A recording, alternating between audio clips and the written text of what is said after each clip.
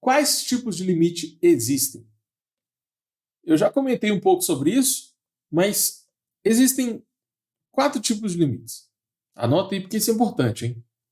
Existe o limite total, que é quando você coloca o x tendendo a A sem colocar expoente negativo ou positivo. Ou seja, não vai ser nem a direita nem a esquerda. A gente chama de limite total. Se você colocar o expoente mais, isso indica um limite lateral pela direita. Deixa eu escrever lateral aqui para ficar bem completo. É o limite lateral pela direita. O que significa isso? Olha só. A gente tem aqui o eixo x. Vamos supor que aqui seja 5. Se está chegando perto de 5 pela direita, por exemplo, x tendendo a 5 com expoente mais. Esse expoente mais não é o sinal do 5, tá?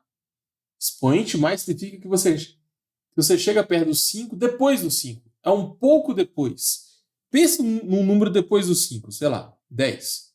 Aí você vai chegando próximo do 5, o máximo que você conseguir. Então, 6, 5,5, entendeu?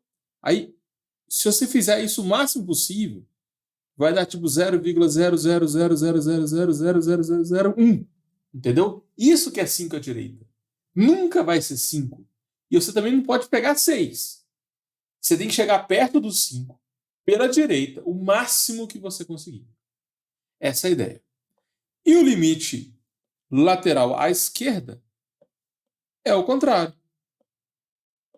Quando você coloca o expoente negativo, por exemplo, vamos supor que a gente tem aqui o número menos 3 no eixo x. E o x está tendendo a menos 3 pela esquerda. O que significa isso? Eu quero chegar muito próximo do menos 3 antes do menos 3, um pouco antes. Aí você pode pensar um número menor que menos 3. Menos 10, por exemplo. Cuidado com o número negativo, tá? Já vi muito aluno que não passou em cálculo de primeira porque confundiu o menos 10 com 10. Tipo assim, o menos 10 é menor que o menos 3, mas o 10 é maior do que o 3. Então, quando a gente trabalha com o número negativo, você tem que ter uma atenção dobrada para não confundir isso, tá? A gente está acostumado a trabalhar com o número positivo, né? Então, às vezes, quando aparece o negativo, muito aluno erra de bobeira. Então, deixa eu continuar explicando aqui, ó. A gente vai chegar muito próximo de menos 3 antes do menos 3. Então, pega um número bem próximo, tipo menos 2.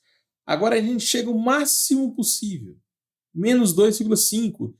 Se você chegar o máximo possível perto de menos 3, vai dar menos 2,99999. Entendeu? É infinitamente próximo de 3 um pouco antes. Entendeu a ideia da direita e da esquerda? Agora, esse limite total aqui, para você calcular ele, você tem que verificar os limites laterais. O limite total só existe se os laterais são iguais. E ainda tem um último tipo de limite, que é quando o x tende a infinito. Isso aqui trava muito aluno, tá? Então, preste atenção aqui. Se quiser, anota no seu caderno, porque isso vai te ajudar na prova de cálculo e você vai passar em cálculo de primeira com essas dicas. Preste atenção. Se o x está tendendo a infinito, infinito é algo muito grande. Então você pensa, sei lá, 10, 100. O infinito está na extrema direita do x. Entendeu? Você vai sempre olhar para direita. E o menos infinito é o contrário.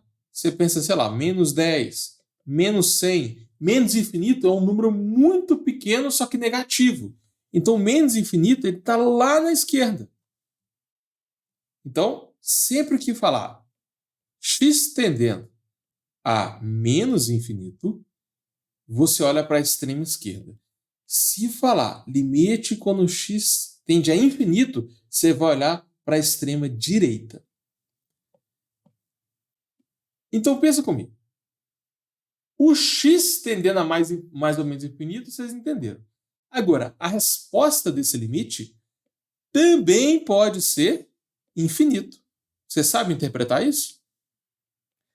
Olha só. Se o x está tendendo a infinito ou menos infinito, vou colocar 2 exemplos aqui. Eu quero que vocês interpretem também quando a resposta vai para mais ou menos infinito. E qual que é o detalhe? A resposta do limite, você olha para o eixo y. Vamos supor esse gráfico aqui. Ele é assim. Se eu estou perguntando x tendendo a mais infinito, você vai olhar para a extrema direita. Na extrema direita, ó, quando o x chega muito próximo pela direita, o gráfico está subindo. E se o gráfico sobe, a imagem dele também vai subir. Ou seja, o y vai ser muito grande. A resposta é mais infinito. Então, se o gráfico sobe, você pensa em mais infinito no y, na resposta. Tá bom? Da mesma forma que a gente olha assim, ó, à direita, lá no x, né? A direita é infinito, na esquerda é menos infinito.